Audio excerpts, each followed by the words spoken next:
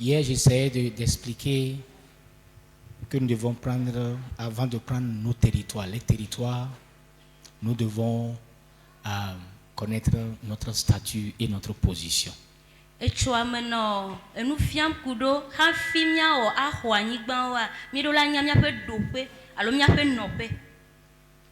très important.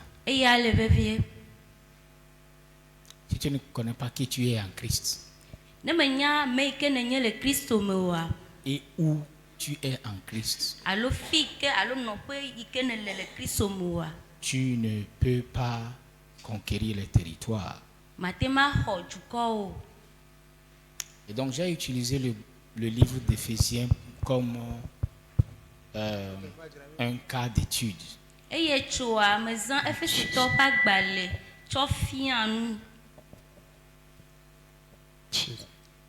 J'ai essayé de vous montrer hier que le chrétien dans le livre d'Éphésiens a 3 positions.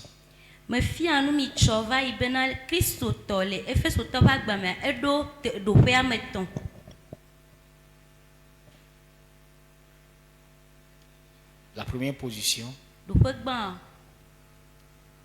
est qu'il est assis. Nous l'avons vu dans les Écritures.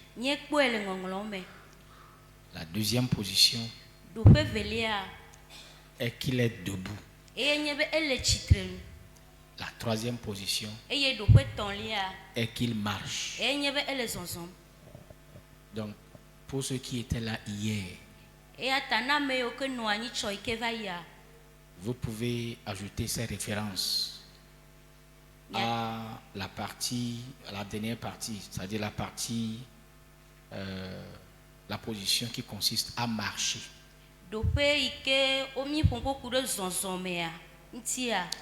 Parce que j'ai parlé de ça et je n'ai pas donné de référence.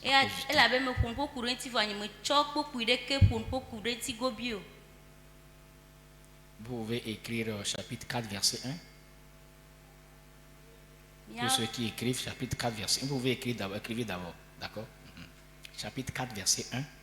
Éphésiens.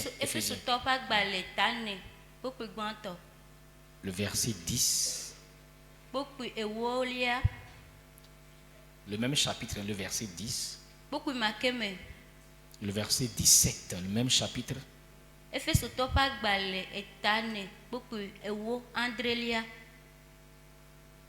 Le chapitre 5, verset 2.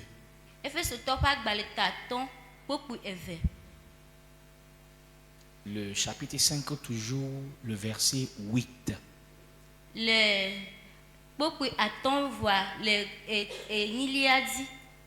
Le même chapitre 5.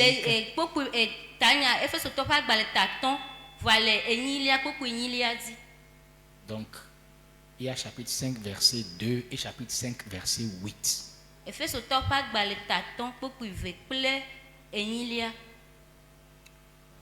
Si vous avez vos Bibles, moi je vais lire ici. Il dit le verset 1, chapitre 4. Allons au chapitre 4, verset 1. Bon, je lis.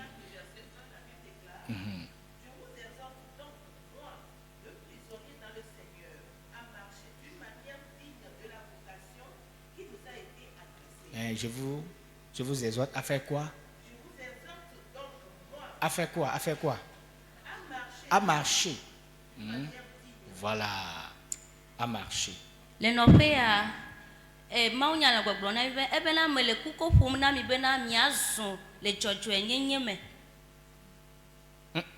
De marcher de manière digne.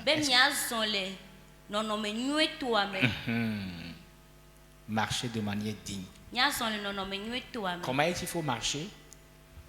Le verset 2, il a dit en toute humilité, douceur, patience, vous supportant les uns les autres, efforçant de conserver l'unité de l'esprit par le lien de la paix. Vous voyez, il faut marcher. Donc les qualités qui sont listées là-bas sont des caractères, les fruits de l'esprit. Nous marchons. nous marchons.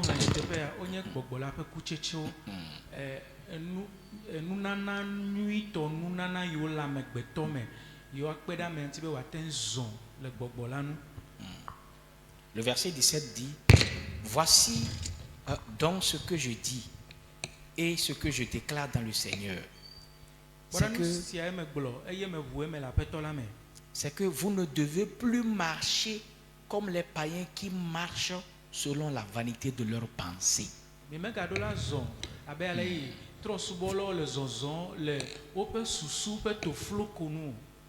viens de lire chapitre 4, verset 17. Vous voyez ça?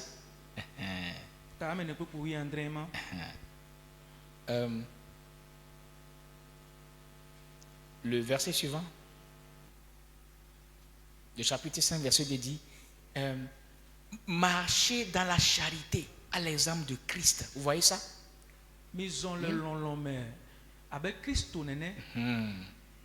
Si vous lisez ça à partir du verset 1, il dit, devenez donc les imitateurs de Dieu comme les enfants bien-aimés et marchez dans la charité à l'exemple du Christ.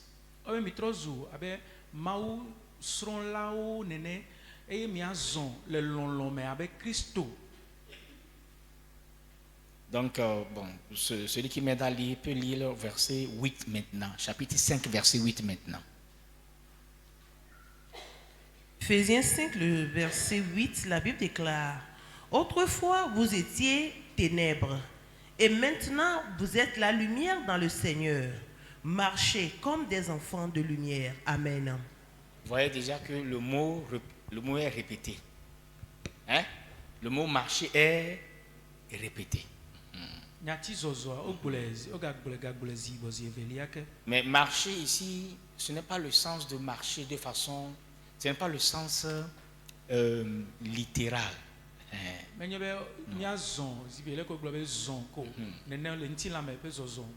Par exemple, je crois en Mina ou bien je ne sais pas dans votre langue, si quelqu'un vit un mode de vie ou bien mène un mode de vie, on dit à Zonliwan, c'est ça?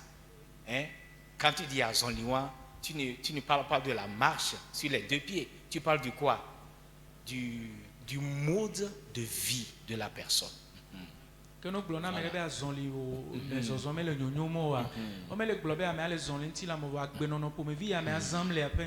Voilà, c'est la manière de vivre. Donc, ce que j'essaie de vous faire comprendre, je ne vous disais pas que notre être est divisé en trois. Non. Les gens, je sais que c'est ce que les gens ont compris. Ça ne veut pas dire que nous sommes divisés en trois. Non, c'est que nous sommes un. Okay? Nous sommes esprit, nous sommes âme et nous sommes comment? Nous sommes corps. Avec notre corps, dans ce monde, notre vie est comme une marche. Vous me suivez maintenant? Avec notre âme, quand nous nous engageons dans le combat spirituel, le domaine où nous engageons dans le combat spirituel, c'est le deuxième ciel. Avec notre corps, nous sommes dans le premier ciel. Est-ce que vous savez que nous sommes dans le premier ciel avec notre corps? Hein? Cette terre où nous sommes, quand vous levez les yeux, vous allez me dire que c'est le ciel, n'est-ce pas? Mais la terre elle-même est au ciel. Hein, pour ceux qui sont allés à l'école, la terre elle-même, elle est au ciel, elle est suspendue. Elle fait partie du système solaire. Donc les hommes vivent dans le premier ciel. Les démons vivent dans le deuxième ciel. Ça, ce deuxième ciel est invisible. C'est invisible. Dieu, le ciel de Dieu, le domaine de Dieu, c'est ce que nous appelons le troisième ciel. Vous suivez maintenant? Mais hier, selon les Écritures, nous avons vu que Dieu même est plus grand que le troisième ciel. Il est au-dessus du troisième ciel. Donc, étant sauvé, notre position en Dieu est là-bas, en esprit. Notre esprit est caché en Jésus. Maintenant, vous allez penser que la distance entre le premier, le deuxième et le troisième ciel est très loin.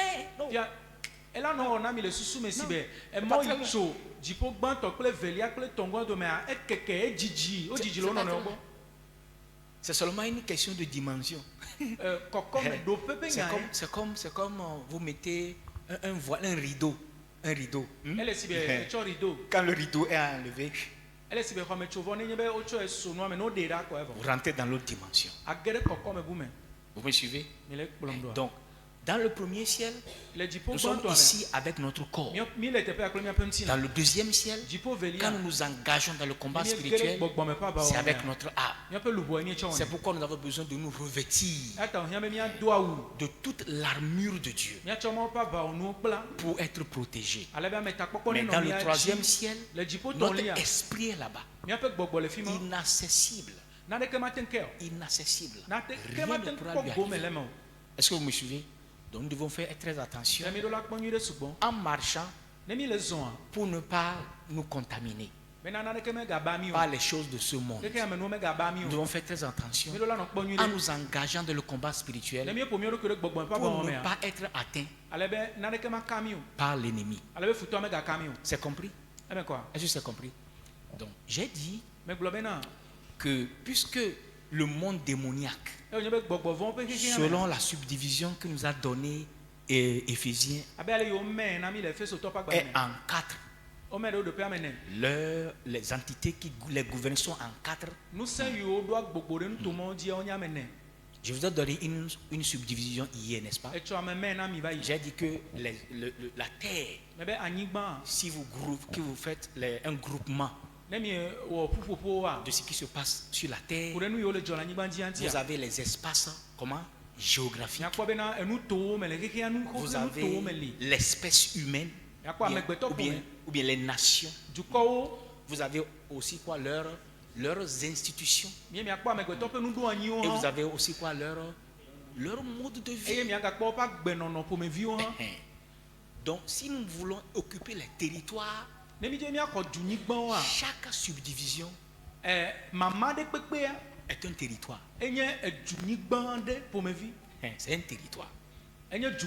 Dieu veut non pas que nous puissions gagner seulement les espaces géographiques, sinon pas seulement le matériel, la terre seulement. Il veut aussi que les hommes qui vivent dans ces espaces géographiques-là soient aussi gagnés.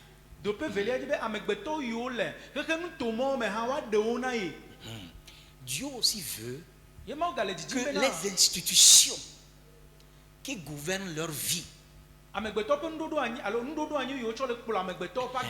puissent aussi être gagnées. D'accord? La politique, l'économie, la famille, le sport, la science, la technologie, par exemple les modes. Okay? Les modes, quand je dis modes, la musique, l'art. Ce sont des institutions. Nous devons les gagner pour le Seigneur. Maintenant, les gens, les modes de vie, nous devons aussi gagner ça. L'ivrognerie, le mensonge, la prostitution, ce sont des modes de vie. Et parmi les hommes, dans certains endroits, c'est justifié. Ils n'ont pas un problème avec ça. Donc tu dois savoir que lorsque tu t'engages à conquérir un territoire donné,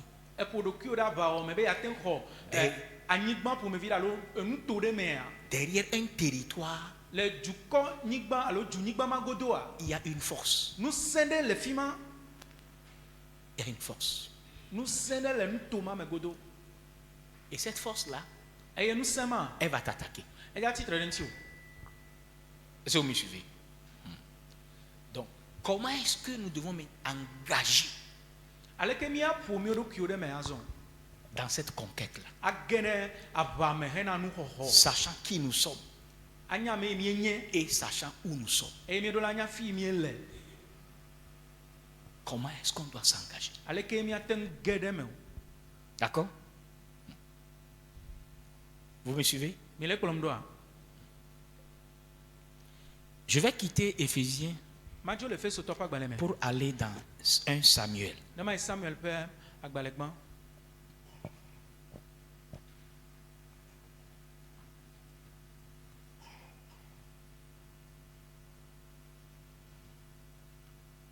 Un Samuel, le chapitre 4.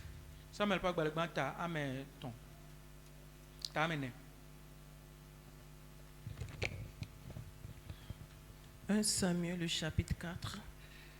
Le verset 1. Le verset 1, la Bible déclare: la parole de Samuel s'adressait à tout Israël. Israël sortit à la rencontre des Philistins pour combattre. Ils campèrent près de Ebenezer et les Philistins étaient campés à Aphek. Ok. Les enfants d'Israël étaient campés où? Près d'Ebenezer. Près d'Ebenezer. Ok. Ça, c'est le chapitre 4, n'est-ce pas? Oui. Allez au chapitre 7.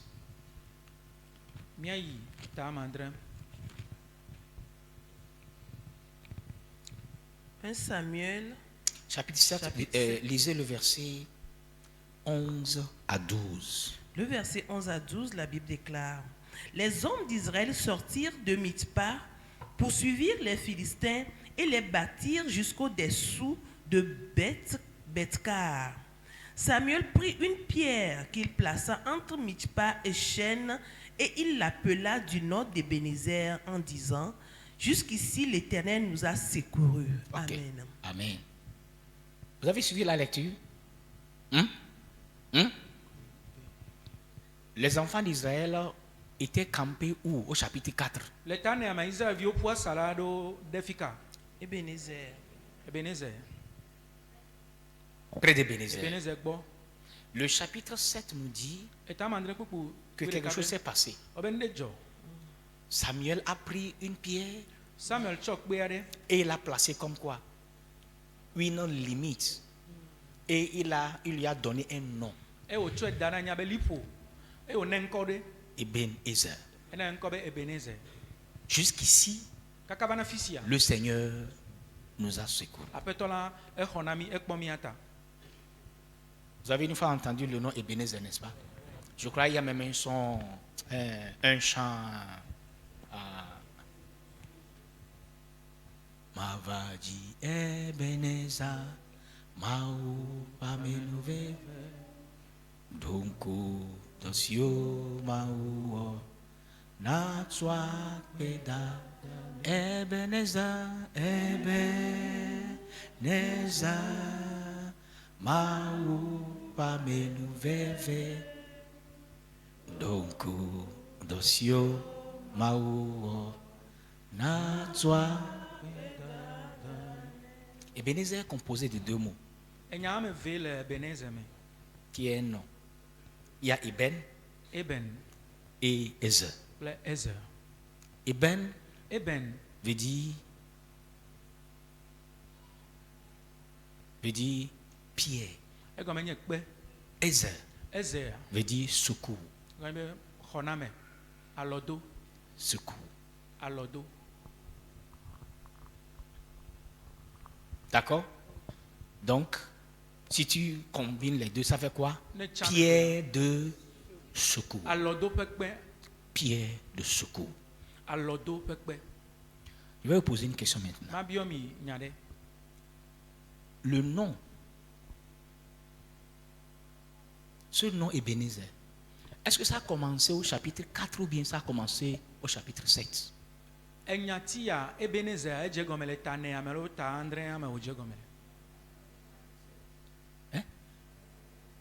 Ça a commencé où?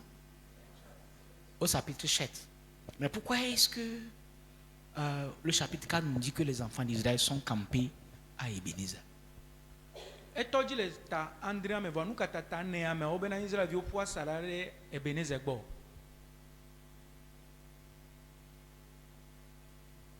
Vous avez une réponse à ça?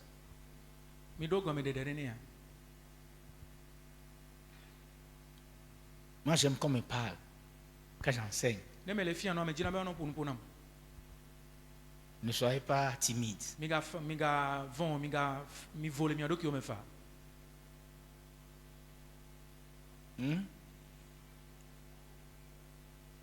Une idée? Quelqu'un a une idée? Oui. La pierre placée par Samuel est une référence.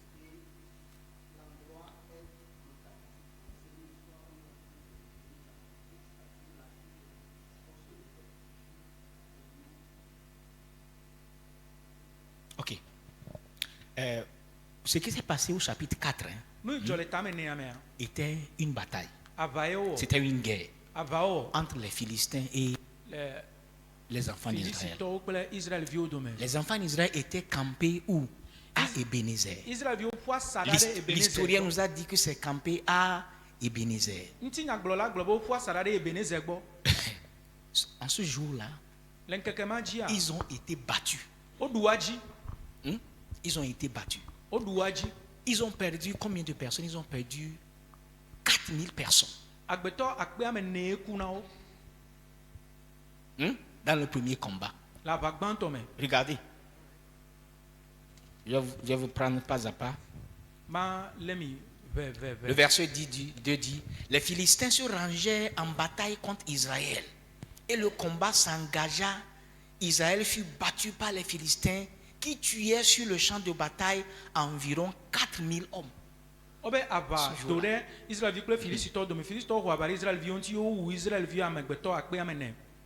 Ça c'est le premier combat, ça. D'accord? Et le peuple rentra au camp. Et les anciens d'Israël disent: pourquoi l'Éternel nous a-t-il laissés?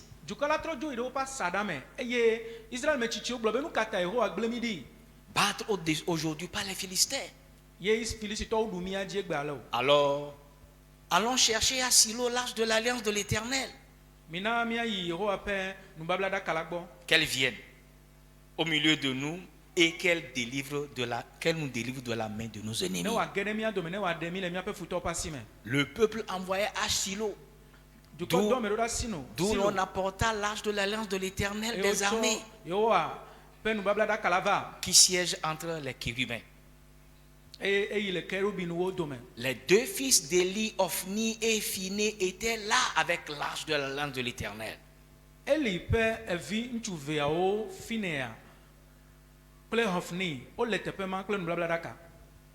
L'arche de l'alliance de l'Éternel, ça représente la présence de Dieu au milieu de son peuple.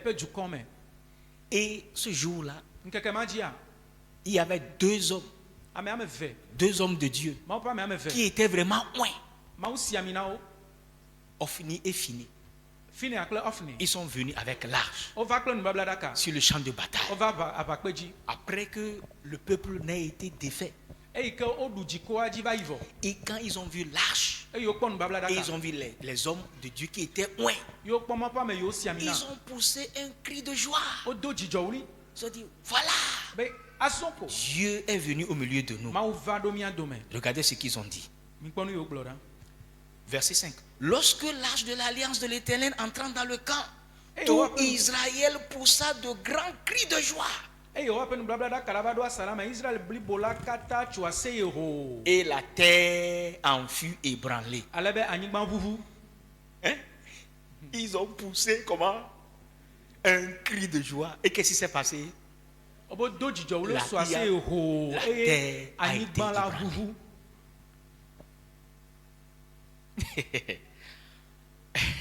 Le retentissement de ces cris fut entendu des Philistins et il dit: que signifient ces grands cris qui retentissent dans le camp des Hébreux? Et ils apprirent que l'arche de l'Éternel était arrivée au camp.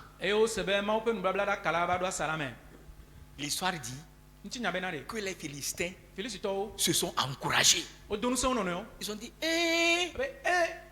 c'est ce Dieu-là qui est venu. C'est celui-là qui a détruit l'Égypte. Qui les a détruits. Donc, si nous ne nous encourageons pas pour combattre, nous ne pouvons pas. Nous serons des esclaves de ces Hébreux-là.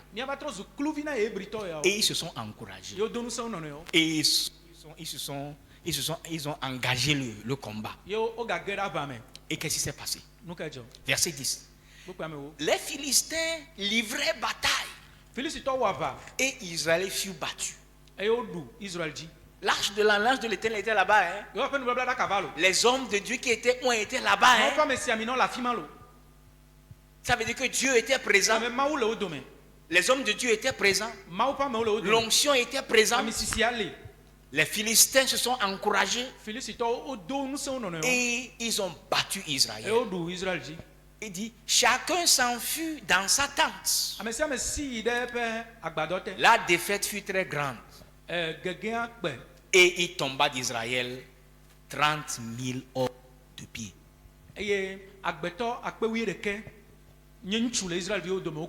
Quand Dieu n'était pas là, quand les hommes de Dieu n'étaient pas là, ils ont perdu 4 000 hommes. Maintenant, quand Dieu est arrivé et les hommes de Dieu étaient là, ils ont perdu combien? Mais faites le calcul. Ça fait combien de fois? Ça fait combien de fois? Divise 30 par 4. Ça fait combien de fois? Calcul mental. Ça fait 7 et demi. Ça fait 4 fois 7, ça fait 28. 4 fois 7, 28, n'est-ce pas? Et aujourd'hui, vous avez les téléphones, vous faites. Avant, on faisait calcul mental. Tout est parti maintenant. Ça veut dire que quand l'arche est arrivé, et Dieu est venu, et les hommes de Dieu étaient là, la défaite qu'ils ont suivie dans le premier combat a été multipliée par 7. C'est comme si Dieu s'est rangé du côté de leurs ennemis pour les battre. Je m'en vais quelque part. Suivez-moi, je m'en vais quelque part. Vous allez comprendre à la fin. Et ils se sont dispersés. Le père des hommes de Dieu, qui a pour nom Élie, est mort ce jour-là. La femme de l'un des hommes de Dieu était enceinte. Son mari était mort sur le champ de baptême ce jour-là. On est venu annoncer à cette dame-là que ton mari est décédé. Et l'arche de l'alliance de Dieu a été prise par les Philistins. Les douleurs de l'enfantement l'ont saisi. Elle a donné naissance à un enfant prématuré. Avant qu'elle ne meure, on lui a annoncé avec joie que, oh, madame, vous venez de donner naissance à un gros bébé, à un enfant, c'est-à-dire à un garçon. Elle est partie. Mais avant qu'elle ne parte, elle a dit, la naissance d'un bébé ne me donne pas la joie au cœur. Parce que la gloire a quitté Israël. Qu'est-ce qui a quitté Israël? Hein? Et elle a donné le nom. Quel est le nom qu'elle a donné? Bien sûr, vous connaissez l'histoire. Cette arche-là a été prise. Et elle a fait combien de mois chez les Philistins? Vous connaissez le nombre de mois que l'arche a fait après cette défaite-là? Hein?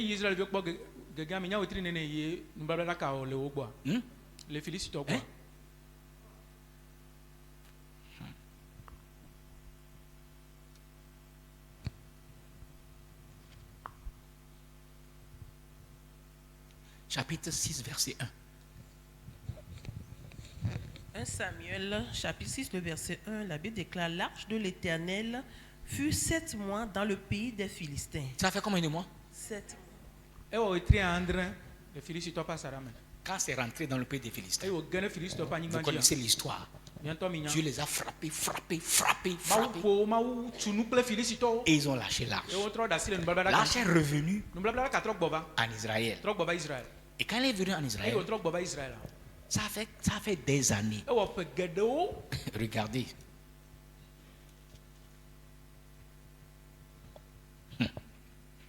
Chapitre 7, verset 2. 7, verset 1 2. Samuel 7, verset 2. La Bible déclare: il s'était passé bien du temps depuis le jour où l'arche avait été déposée à Kirjat-Jarim. 20 années s'étaient écoulées. Alors toute la maison d'Israël poussa des gémissements vers l'Éternel. Ça fait combien d'années, combien de mois? Entre la bataille, la bataille qu'ils ont perdue jusqu'à ce récit-là, ça fait combien d'années? Combien de mois?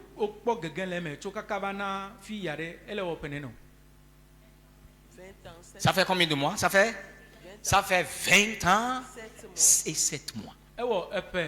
L'arche a été prise. Elle est restée chez les Philistins pendant 7 mois. Dieu est intervenu par lui-même. L'arche est revenue et elle est restée à un endroit qu'ils appellent Kiryat Yarim pendant 20 ans. Et pendant 20 ans, les enfants d'Israël ils ont commencé par pousser des cris de gémissement. Pas fait quoi? Pas fait quoi? On va lire ça. Regardez. Alors toute la maison d'Israël poussa des quoi? Des gémissements vers l'Éternel.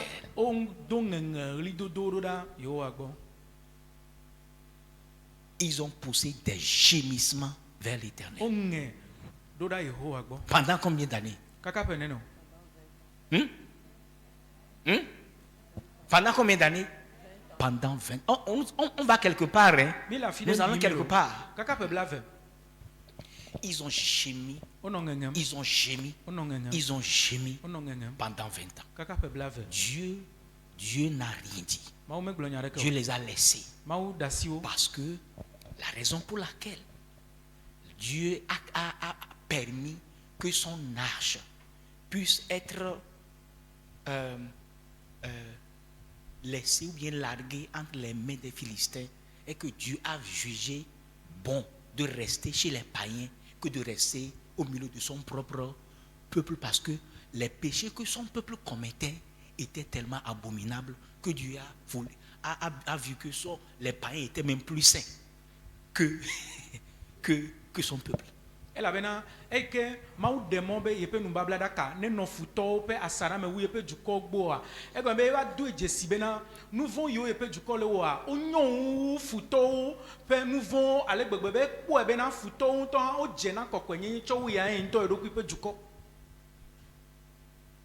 Il est parti rester là.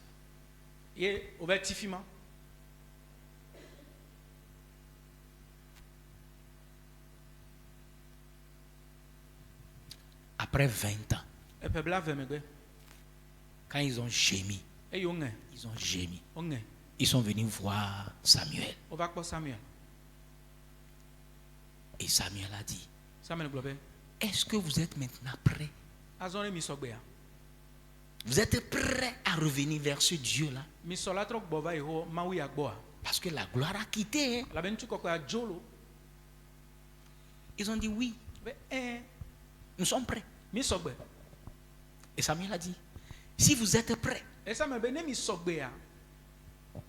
Verset 3. Chapitre 7, verset 3.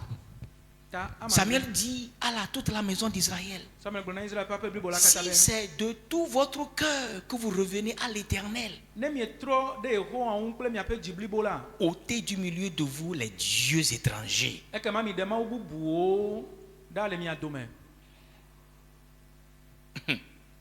Et les enfants d'Israël ôtèrent du milieu d'eux les Baals et les Astartés, et ils servirent l'Éternel seul.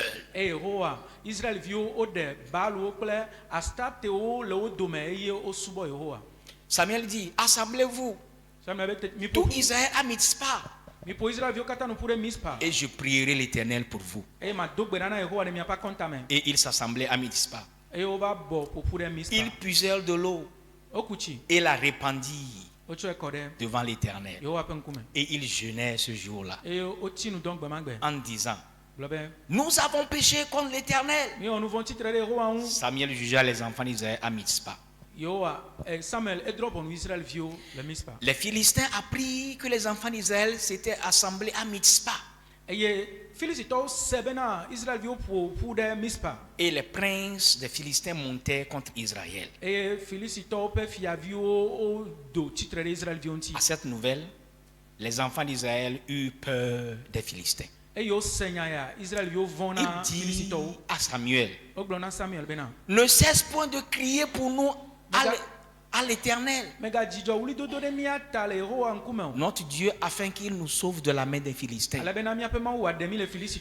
Samuel prit un agneau de lait et l'offrit tout entier en holocauste à l'Éternel.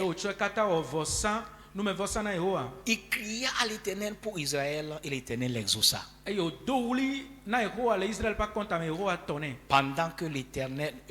Pendant que Samuel offrit l'holocauste, les Philistins s'approchèrent pour attaquer Israël. L'Éternel fit retentir en ce jour-là son tonnerre sur les Philistins et les mit en déroute. Ils furent battus devant Israël. Les hommes d'Israël sortirent de Mitzpah, poursuivirent les Philistins et les battirent jusqu'au-dessous de Beth-Kar.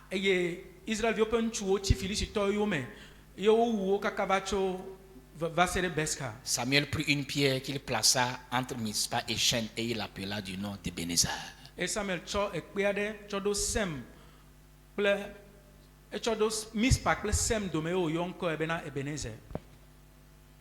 Regardez ce qui se passe. Il y a eu combien d'années maintenant? Il y a eu combien d'années qu'on a calculé? 20 ans, 7 mois. Il y avait eu une première bataille. 20 ans avant. Ils ont perdu cette bataille. Ils ont perdu la gloire de Dieu. Et la gloire a quitté le pays. Après des gémissements, 20 ans de gémissements, quand ils sont revenus, ils ont été jugés. C'est-à-dire qu'on leur a demandé de laisser tomber leurs idoles et de servir l'Éternel seul. Et Samuel les a rassemblés. Ce rassemblement à Mitzpah, ce n'était pas le rassemblement d'une armée. C'était le rassemblement d'un peuple qui a gémi, qui a déchiré son cœur, qui s'est répandu devant le Seigneur. Parce que quand ils se sont rassemblés, Ils ont laissé tomber leurs idoles. Ils ont versé de l'eau. Versé de l'eau sur l'autel. Ça veut dire quoi? Verser de l'eau sur l'autel. C'est-à-dire se déverser complètement. S'abandonner complètement devant le Seigneur. Lorsque vous prenez de l'eau et vous la versez sur le sol, sur la terre, est-ce que vous pouvez encore rassembler cette eau dans le seau? Est-ce que c'est possible? Donc en répandant de l'eau sur l'autel, ils se sont abandonnés. Ils ont répandu leur vie devant le Seigneur. Ils ont dit au Seigneur, nous sommes là. Nous sommes déjà morts. Nous nous sacrifions devant toi. Vous me suivez? Je vais tirer des leçons dans tout ce que dans cette histoire-là, d'accord? Et pendant qu'ils étaient en train de prier, Samuel a pris un agneau de lait. Un agneau de lait. Dieu, si vous lisez la loi de Moïse, Dieu n'a pas dit qu'on lui offre un agneau de lait.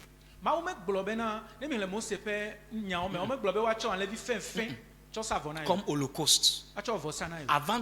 Un holocauste doit être un agneau qui est au moins d'un an. Qui est âgé au moins d'un an. Mais Samuel prend un agneau qui est encore en train de faire quoi? De téter. Et il a sacrifié cet agneau-là sur l'autel. Donc ça veut dire, cet agneau de lait-là représente Israël, qui est devenu comme un enfant, qui est sans défense. Un enfant qui est sans défense. Comme un bébé qui allait et qui crie. Par exemple, tu as un bébé que tu allaites et que tu as laissé dans la chambre. Et quand cet enfant crie, qu'est-ce qui se passe? Qu'est-ce qui se passe? En tant que mère, qu'est-ce qui se passe? Tes entrailles, les entrailles de la mère se secouent. Il y a une compassion. Elle va courir pour voir ce qui est en train de se passer. Pour aller voir. C'est l'image que Samuel a créée. Samuel a représenté Israël comme un agneau de lait et a égorgé cet agneau de lait et a crié à l'Éternel. La voix que l'Éternel a entendue, c'est la voix d'un agneau de lait. Dans le premier combat, la première bataille qu'ils ont perdue, il y a de cela 20 ans et 7 mois, il y avait 2 hommes de Dieu qui portaient l'âge de l'Éternel. Mais dans ce combat, il n'y avait pas 2 hommes de Dieu. Il y avait seulement un intercesseur. Il y avait une armée de 34 000 personnes au moins qui étaient rassemblés avec l'âge de Dieu. Là, ils ont perdu la bataille.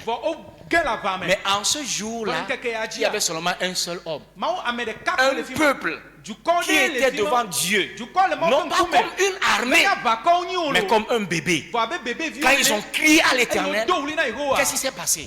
Le ciel a tremblé. Dans le premier combat, il y a de cela 20 ans, quand le peuple qui était armé, qui avait les armes, quand ce peuple a crié, c'est la terre qui a tremblé.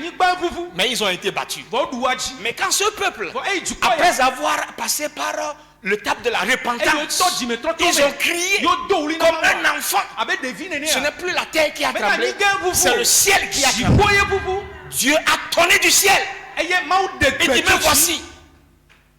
Il dit, me voici. La gloire est revenue. La gloire est revenue. quand cette gloire est revenue, l'Éternel tourna du ciel. Et il a fait précipiter des pierres. Des pierres chaudes sur les Philistins. Les Philistins se sont enfuis. Ils se sont enfuis. Et quand ils se sont enfuis, jusqu'à l'endroit où le premier combat, la première bataille a eu lieu, qu'ils avaient été défaits. Cet endroit-là n'avait pas pour nom Ebenezer. Cet endroit-là avait pour nom Bethkar. Si vous lisez le récit, le chapitre 7.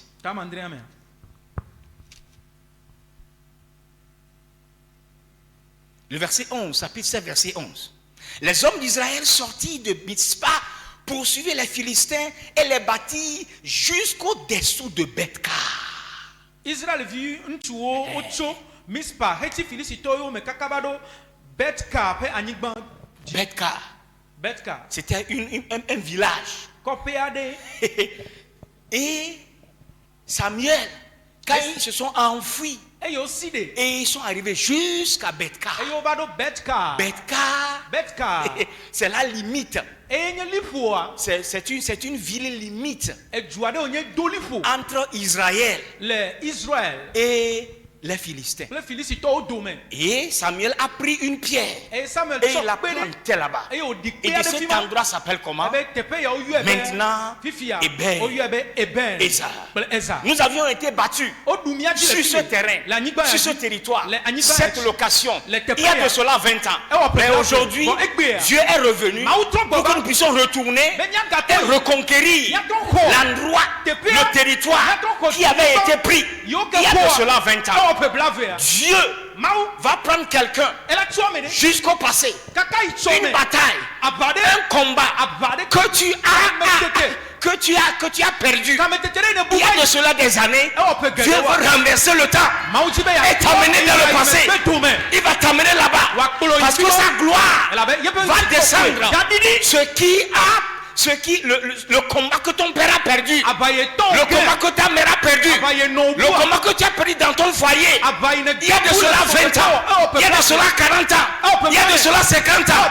Dieu t'amène là-bas. Dieu t'amène là-bas. Il veut te ramener là-bas. Dieu veut créer ton Ebenezer. Ton Ebenezer. Parce que quelque chose va se passer. Un hôtel sera érigé. Le Seigneur va écouter nos cris comme le cri d'un agneau de lait. Quand il va descendre, ce n'est pas la terre qui va trembler, c'est le ciel qui va trembler. C'est le ciel qui va trembler.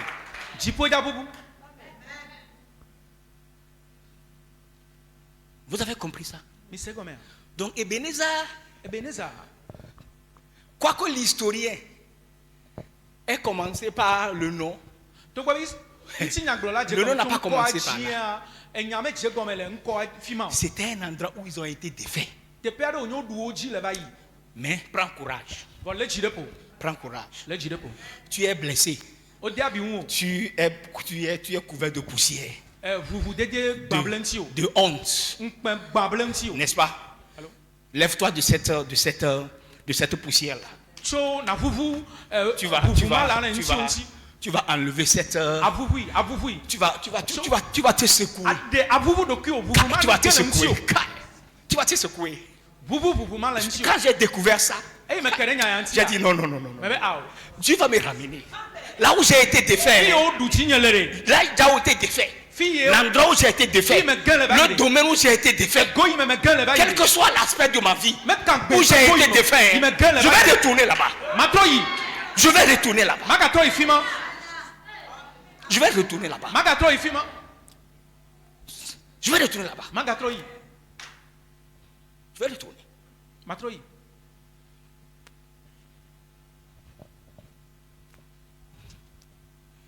Asseyez-vous s'il vous plaît.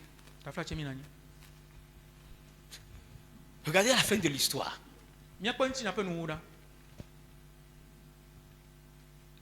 Verset 13. chapitre 7. Ainsi, les Philistins furent humiliés. Et ils ne viennent plus, vous voyez, ils ne viennent plus sur le territoire d'Israël. Ils ne viennent plus sur le territoire d'Israël. La main de l'Éternel fut contre les Philistins pendant toute la vie de Samuel.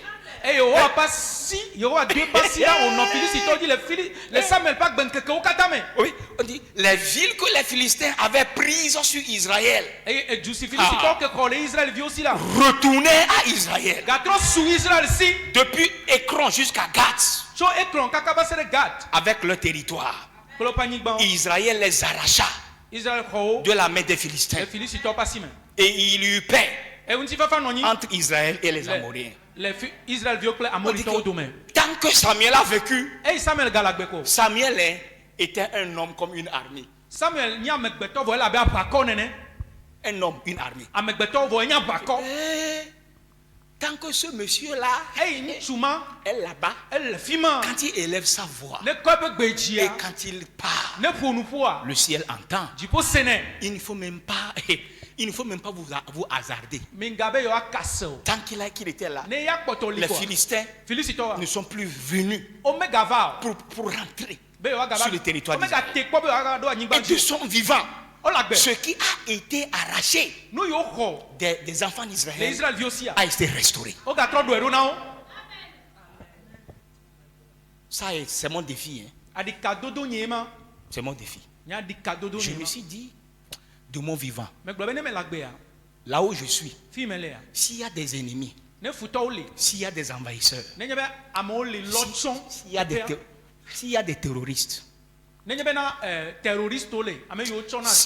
où je suis, si un terroriste rentre là-bas et tue, ça veut dire que je suis défait.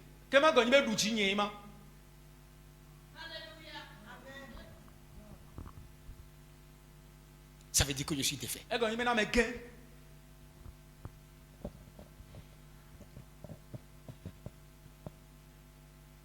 J'ai décidé que cette question, vous savez la question que Jean-Baptiste a demandé, a posée à Jésus. Quelle est la question? Es-tu celui qui doit venir? Ou bien nous devons espérer un autre? Devons-nous espérer un autre? Je vais te poser une question. Dans ta maison, es-tu celui qui doit venir pour délivrer la maison? Ou bien on doit espérer un autre? Hein? Est-ce que tu es la personne que ta maison, que ta fondation attendait? Ou bien toi en tant que génération, ta génération va passer.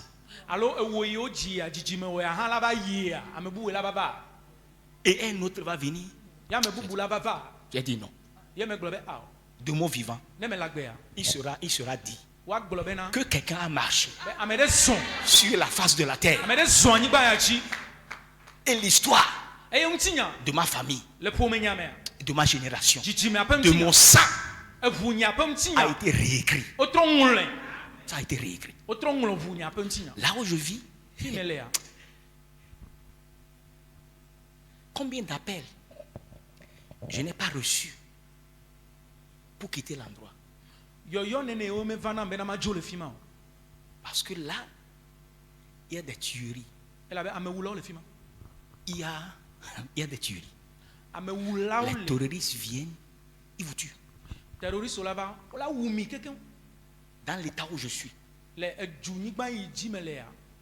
j'ai dit, ils appellent ça le gouvernement local, comme le Nigeria est un état fédéral. Je me suis dit, disons la préfecture où je suis, ils ne vont pas rentrer. Ils ne vont pas rentrer.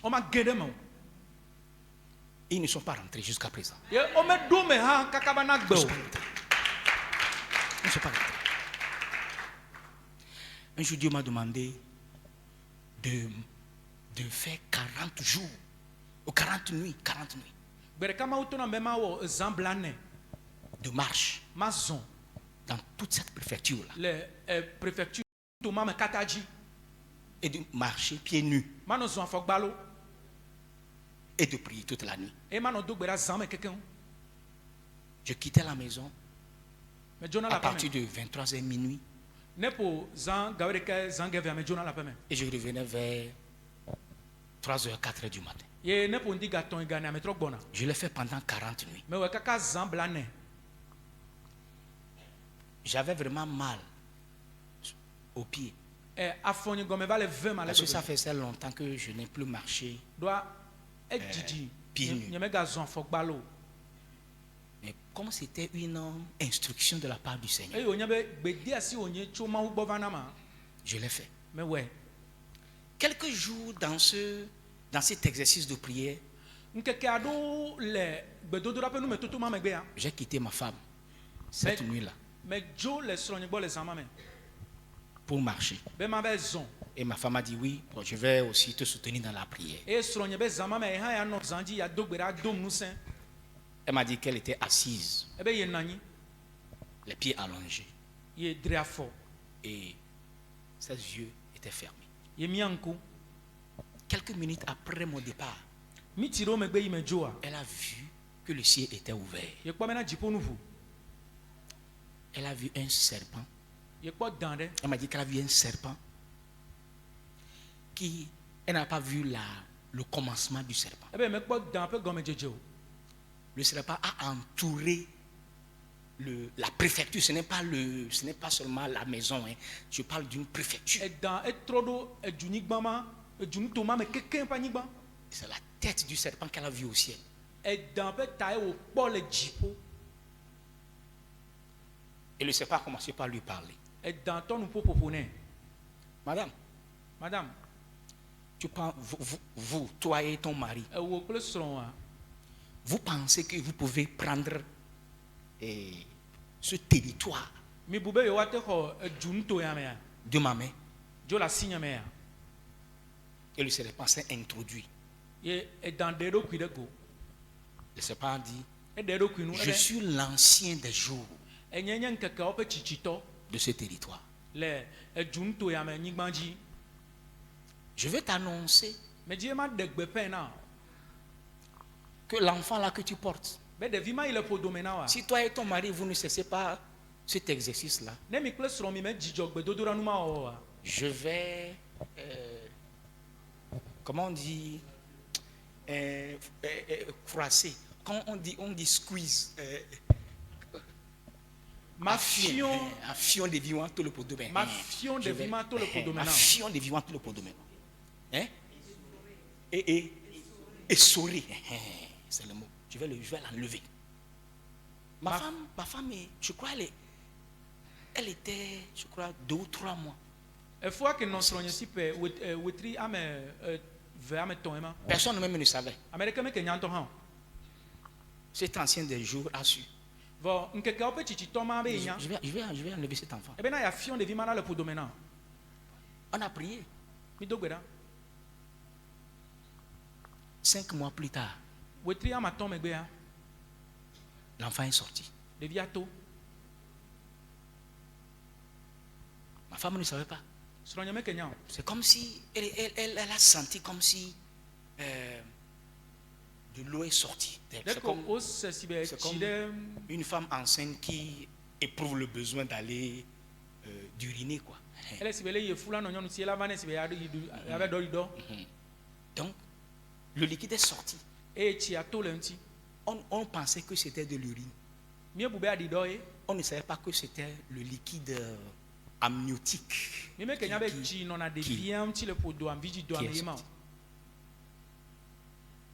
savez que quand le liquide sort, quand la grossesse est à terme, quand le liquide sort, ça veut dire que l'enfant va automatiquement sortir.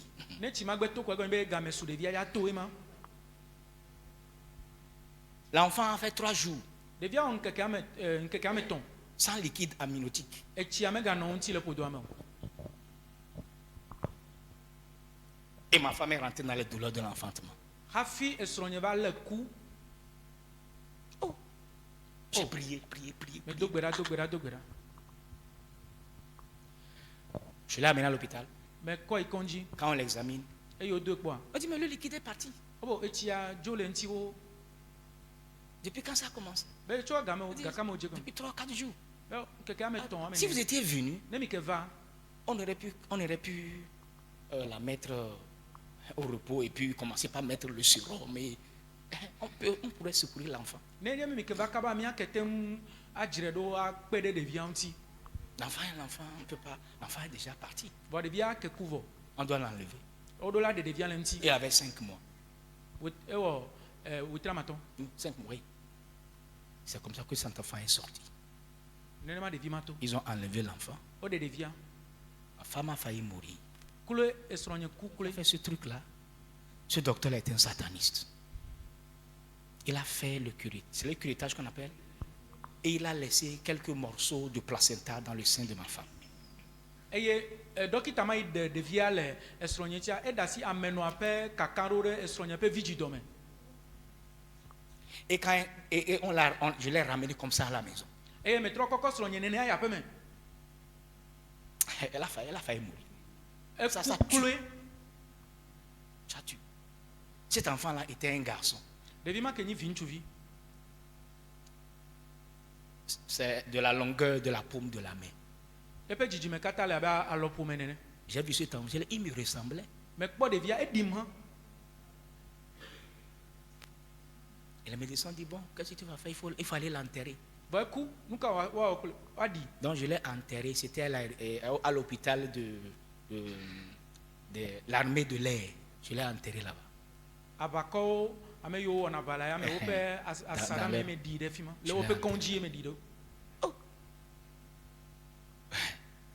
Quand j'ai amené ma femme à la maison, la bataille a commencé. 2 jours plus tard ou 3 jours plus tard, je l'ai ramené à l'hôpital, dans ce même hôpital-là. Je leur ai dit, votre docteur qui a fait le curettage, c'est ce qu'il a fait. Ils ont dit non, c'est impossible. Mais c'est possible. Examinez-la. Quand j'ai commencé à parler comme ça, depuis le portail de l'hôpital, je n'ai vu que le dos du docteur. Il est parti. Il n'est plus jamais revenu. Et c'est la dernière fois que ma femme est devenue enceinte. Enceinte.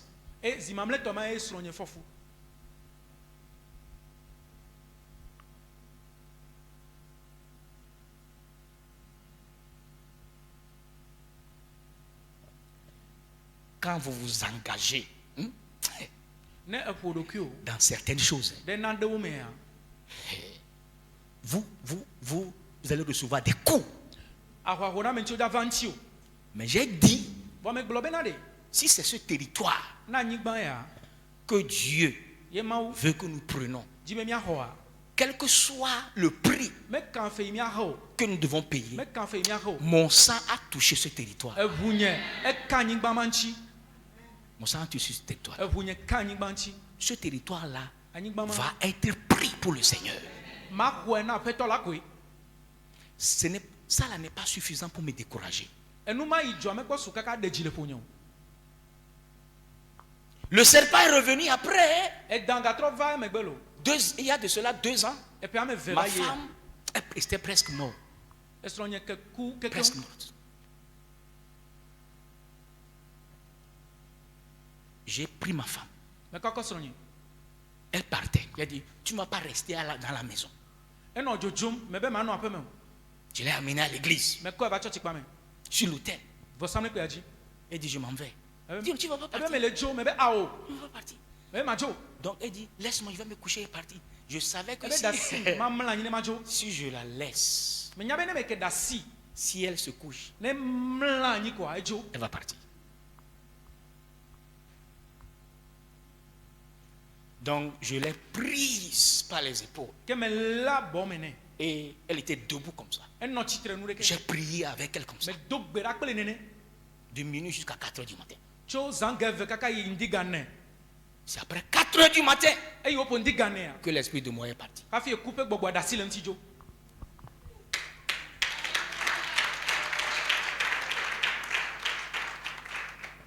C'était en 2023, juillet 2023. Autour de juillet.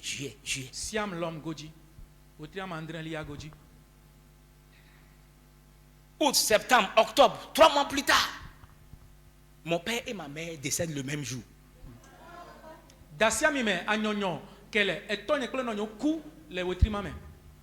Je savais. Mon père est décédé le matin à 10h30. Ma mère est décédée le soir vers 11h.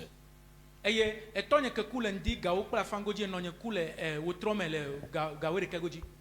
dit au diable, il n'y a rien qui peut me faire repartir. Non. Ce territoire-là, on va l'avoir.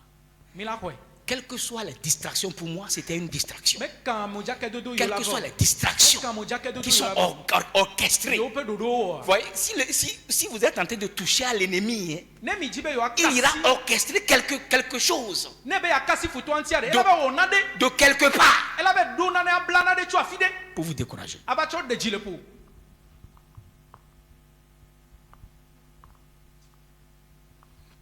Je vais te poser une question.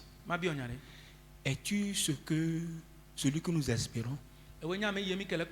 Ou bien devons-nous attendre un autre?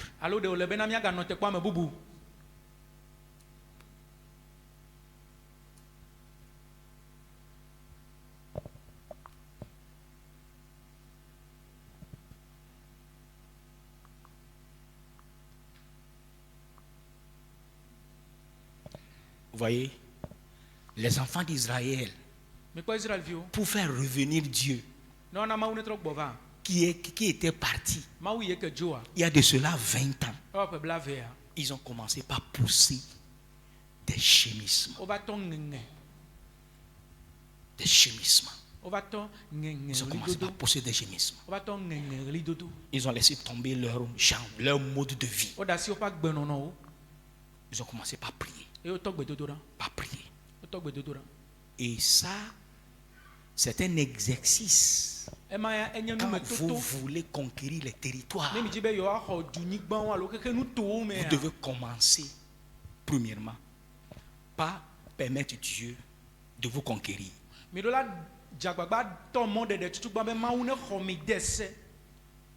Si Dieu ne t'a pas conquis en tant que territoire, toi.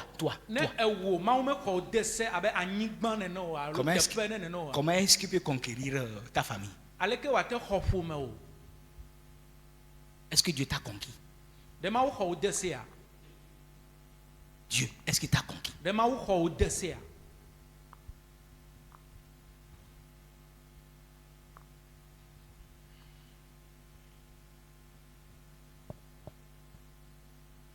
Quelles sont les choses qui sont là, qui se sont introduites dans ta vie et qui sont là, qui t'ont piégé?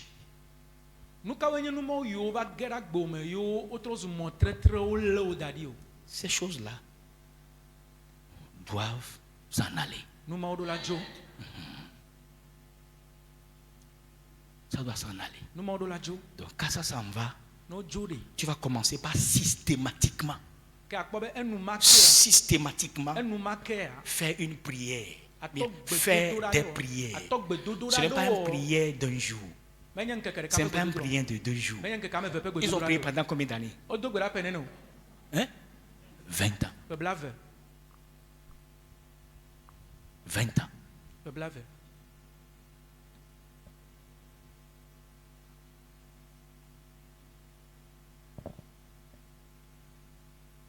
20 ans. C'est ce qu'on appelle bâtir un hôtel.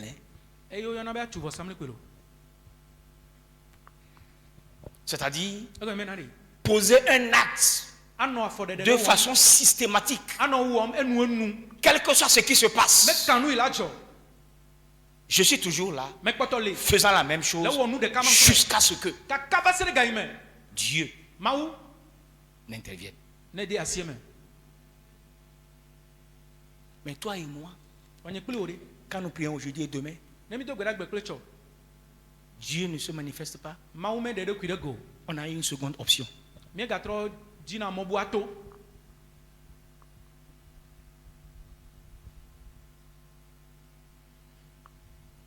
Tu vas maintenant apprendre à bâtir un hôtel.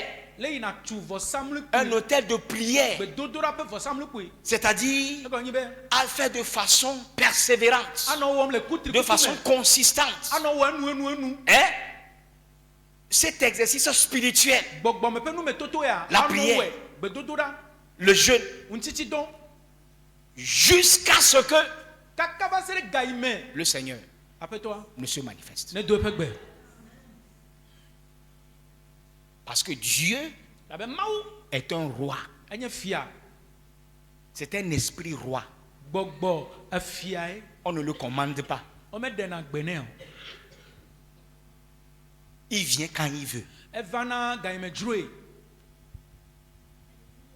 C'est quand il veut qu'il vient.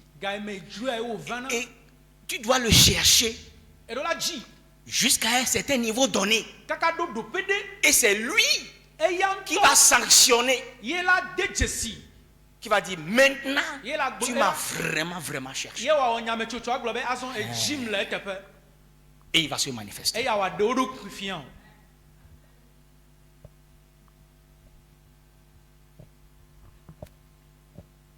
Je suis ordinaire, je suis ordinaire.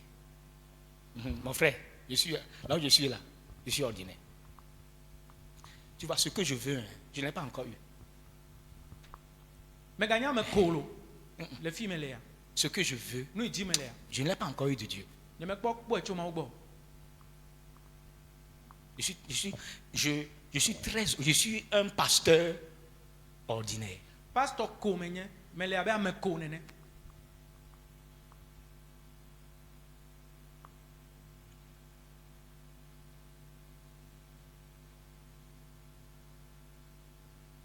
Je vais vous donner un témoignage.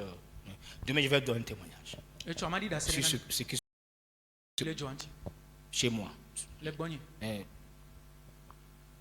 Permettez-moi de vous donner un témoignage ancien.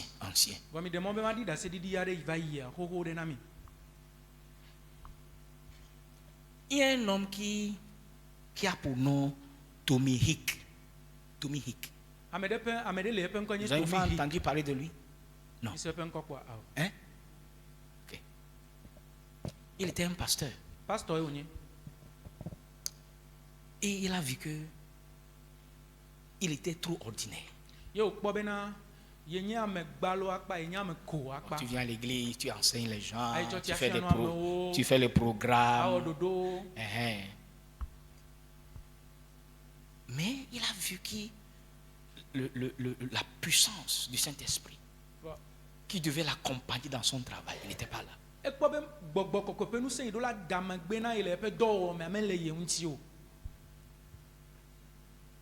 Et il a pris un jeûne. Il a décidé de bâtir un hôtel. Il a fait premièrement un jeûne de 40 jours. Il a seulement en ne buvant que de l'eau.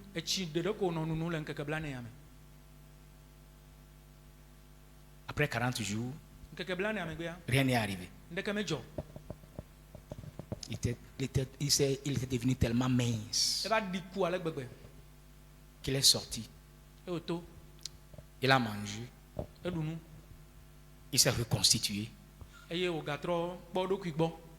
il a encore fait un autre jour de 40, un autre jeûne de 40 jours en ne buvant que de l'eau. Ça fait combien de jours? 80, n'est-ce pas? Dieu, il n'a pas eu de réponse. Il est ressorti. Il a mangé bien. Il est reparti pour une 3e fois. Pour un autre jeûne de 40 jours. C'est à la 3e séance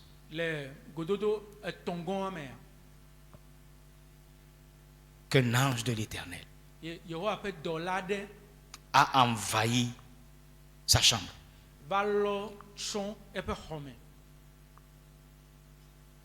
Il lui a dit, monsieur, mon nom, l'ange s'est introduit. Mon nom est, en anglais ça se dit healing rain. Healing rain. Healing rain. Healing rain. Rain. Voilà mon nom. Mon nom c'est la pluie de guérison.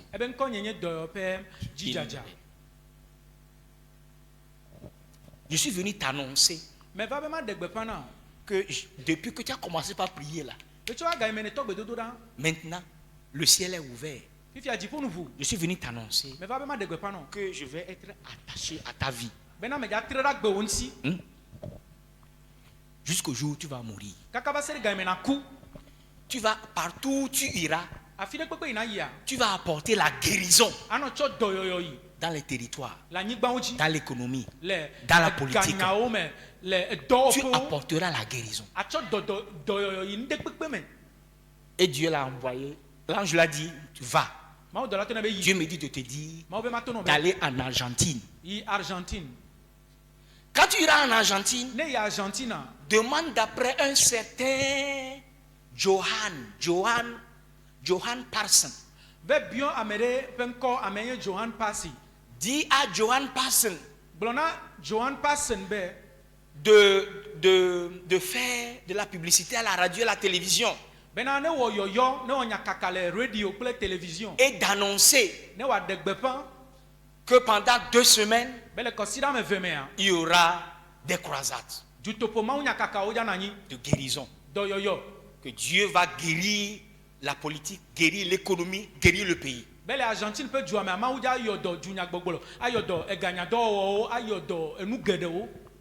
il est parti.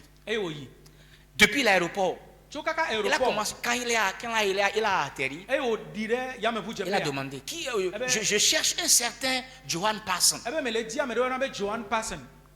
Les gens ont ri. Johan Parson, c'est le président de la République.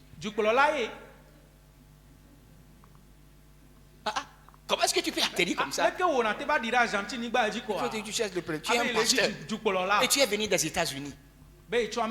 Alors que ce président-là était un anti-américain. Il a banni les églises, il a fermé les églises en Argentine.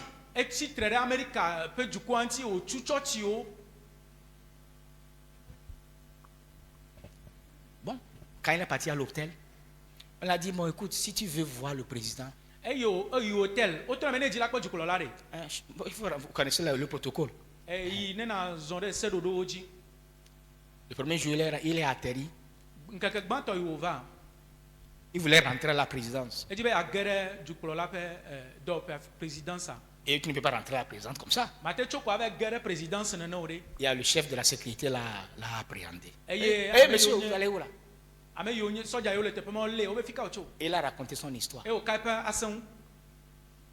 simplement. C'est ce que Dieu m'a dit. Le chef de la sécurité lui a dit, ok, si ce que tu dis est vrai, cette guérison-là, ça t'a commencé par moi. Ça a commencé par moi. Le monsieur avait plein de maladies. Au nom de Jésus, il est tombé par terre. Quand il s'est relevé, il était guéri.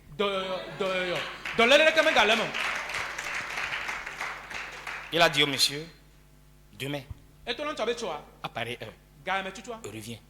Je vais m'arranger avec le président. Et c'est ce qui s'est passé. Il a vu le président. Il a dit au président, voilà mon histoire. Le président a dit, J'ai fermé les radios. Il dit, mon image, les maisons de presse sont fermées. Mon image ne peut pas apparaître à la radio. On ne peut pas prendre mes photos. Non. Regarde ma peau. La peau, le visage, le monsieur, le président était frappé d'une maladie bizarre. Il était déformé. Sa peau était déformée. Il était complètement vilain à voir. Eye gama me tutu yo iduklola gba dolelede ke pu duklola e wo be pa gbaze kata fion agbaze atro nyama dede wo be me gazena le tele o me gazena le o ma de keji o e o tu nyakaka do po kekele juame be magazin. Au nom de Jésus de Nazareth. E mo pa me akoko asije Yesu pen come. Le président est tombé par terre. E bo duklola jani.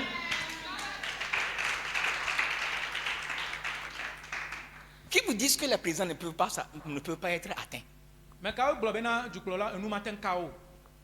Vous êtes au Togo ici, vous faites les marches. Hein? Vous faites les marches. C'est les marches que vous faites.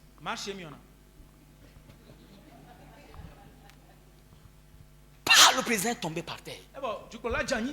Quand il s'est levé, Dieu lui a donné une peau neuve.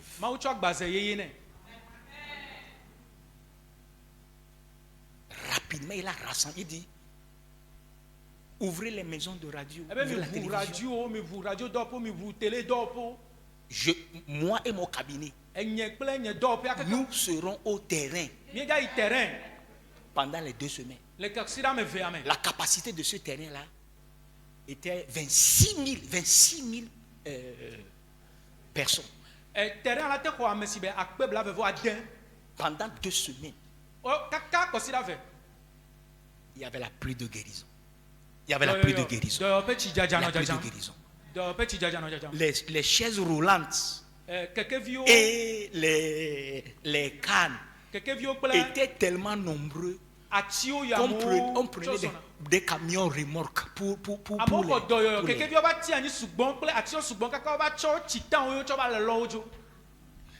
les gens qui étaient derrière, qui n'ont pas pu rentrer, qui ne sont pas rentrés dans le stade, hein, étaient 4 fois plus nombreux que le stade. Il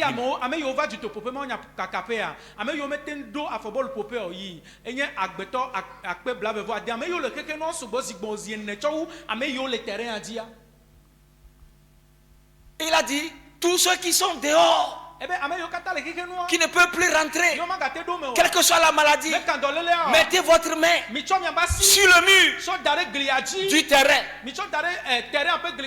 La pluie de guérison est tombée.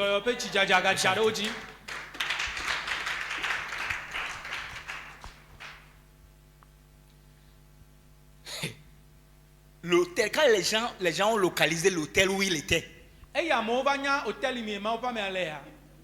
vous connaissez,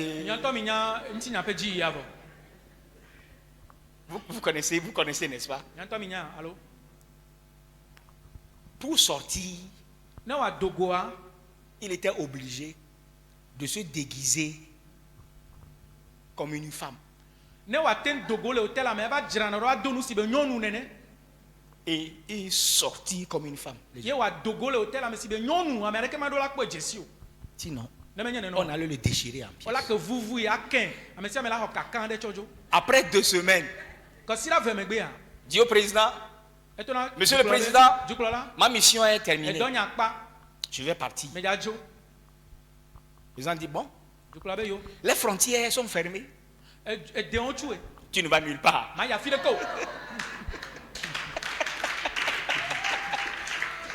ne vas nulle part.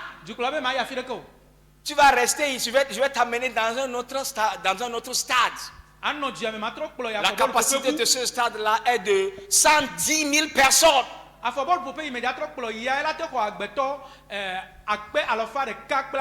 Et là-bas, tu vas être là tous les jours pendant 3 mois.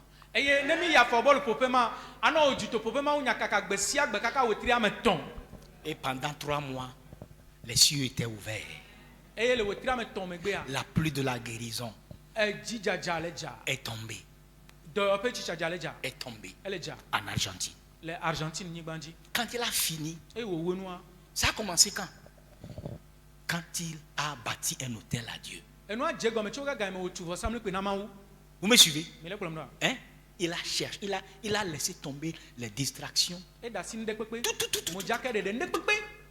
Pas de sommeil, pas de nourriture, pas d'homme, pas de femme, pas de boisson. Et depuis que tu es né là, hein, tu ne fais que dormir. Tu n'es pas fatigué de dormir. Dis oui. Depuis que tu es né, tu ne fais que manger. Est-ce que tu n'es pas fatigué de manger? Hein, maman? Tu n'es pas fatigué de manger? Hey.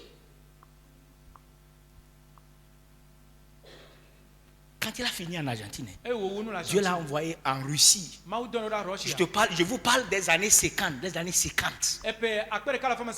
il y avait le communisme. Un pays athée. Dieu a envoyé vers le président Staline.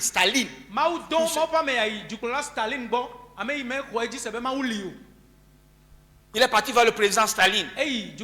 Monsieur le président, Dieu m'a envoyé. Il m'a dit que vous devez signer un papier selon lequel j'ai l'autorisation de prêcher dans votre pays. Un pays communiste, un pays athée. Staline dit non. Je ne veux pas le faire. Il dit, monsieur le président, vous devez signer. Je ne veux pas signer. Il dit, ok, monsieur le président, votre femme a, c'est la leucémie, non? Il y a une maladie qu'on appelle leucémie. Leucémie. Et ça a attaqué sa mamelle. Dieu me dit, tu signes le papier. Et moi je vais guérir ta femme. Marché conclu. Le président dit, bon, va guérir ma femme d'abord. Et je vais signer le papier. L'homme de Dieu dit non. Signe le papier et je vais guérir ta femme. Ils étaient en train de tirailler. Et l'homme a ri. Il a dit, signe le papier. Ta femme est déjà guérie. Et la femme était guérie. Sans même la prière. Et c'est comme ça que Staline, qui était un homme athée, a signé ce document. Et le monsieur a prêché dans toute la Russie. Une fois, il était en train de prêcher. Et il a dit, son interprète, il dit, Jésus est Seigneur. Jésus est Seigneur. L'interprète qui était une femme a refusé d'interpréter Jésus est Seigneur. Il dit c'est Staline qui est Seigneur. Il dit dis que Jésus est Seigneur. Moi je vais dire que Staline qui est Seigneur. Quand il a insisté, la femme lui a craché au visage. Et il a quitté le podium. L'esprit de Dieu est tombé sur lui. Et il a commencé par prêcher en russe. En langue russe. Quand il a fini, les gens ont pleuré. Il a prêché pendant 1 heure de temps. L'esprit de Dieu est tombé. Pendant 5 heures de temps. Les gens étaient là en train de pleurer. Ils ne sont pas soulevés. Il a capturé cette population.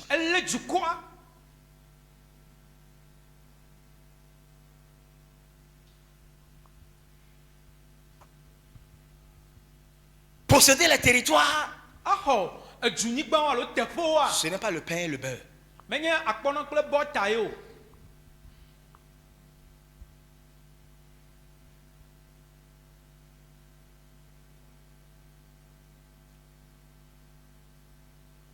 Le réveil qui a donné naissance au mouvement pentecôtiste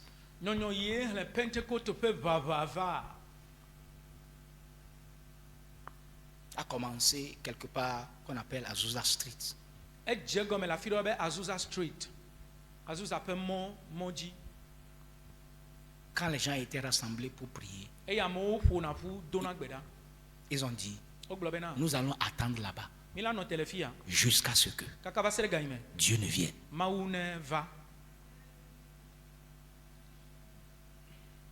C'est ce que je veux communiquer. Ce n'est pas une prière de 1 heure de temps. Ce n'est pas une prière de 2 heures de temps. Ce n'est pas une prière de jour. Ce n'est pas une prière de semaine. Ce n'est pas une prière de mois. C'est Dieu qui va déterminer la fin.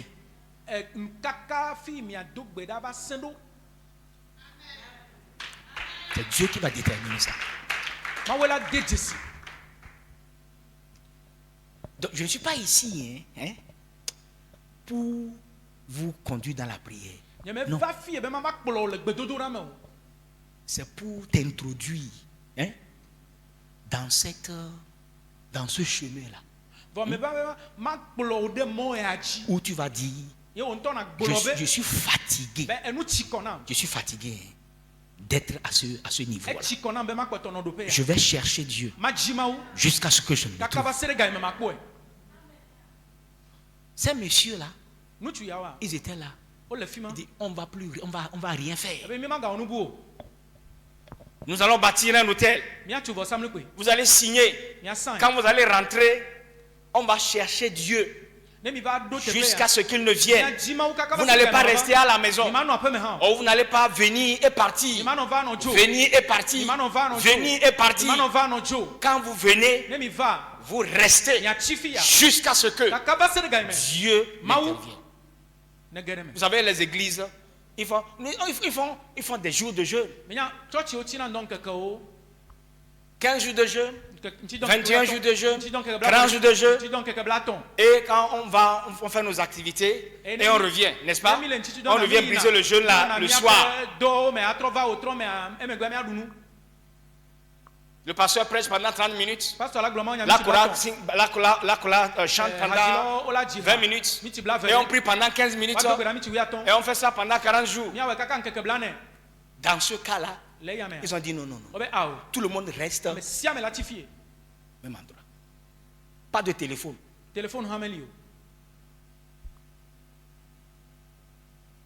Ils étaient là. Premier jour, deuxième jour, troisième jour. Au 7e jour, le feu est descendu. Littéralement, les nuages. Les nuages apparaissaient. Ce réveil-là a duré pendant 7 ans. Je vais terminer avec ceci. Le monsieur qui était le responsable, la gloire de Dieu était tellement sur lui que lorsque il était assis, les gens ne pouvaient pas venir s'asseoir. Les gens tombaient sous le coup de l'onction. Il a pris un carton pour se couvrir la tête. Un carton pour se couvrir la tête. Et c'est quand le carton est sur sa tête, pour couvrir la gloire, que Dieu se manifestait. Ça veut dire que le focus n'était pas sur un homme. Le focus était sur qui? Était sur Dieu. Après 7 ans, le monsieur s'est levé, c'est un noir. Il s'est levé un jour et il a donné une prophétie. Il dit, cette gloire qui est descendue du ciel va s'en aller à ma mort. Mais elle va revenir. Écoutez-moi bien. Elle va revenir après 100 ans. Si Dieu t'ouvre un peuple qui est prêt à payer le prix. Vous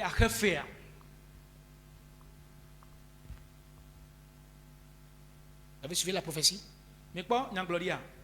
Il est mort en 1922.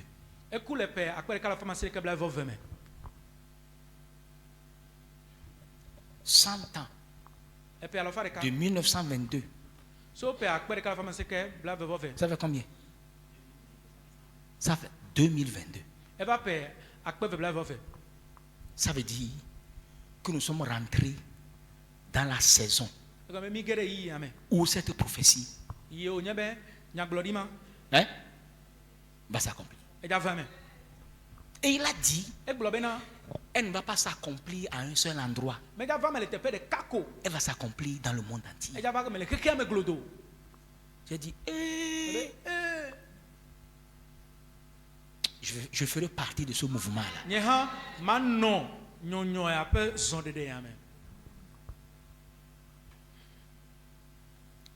Est-ce qu'il y a des gens ici qui sont prêts à payer ce prix? Vous allez dire, on m'a tout abandonné, on m'a tout laissé, nous allons rester. Je ne sais pas la révélation que le Seigneur va donner au pasteur. Comment il va organiser ça? Nous allons nous enfermer, rester quelque part et prier jusqu'à ce que Dieu ne se manifeste.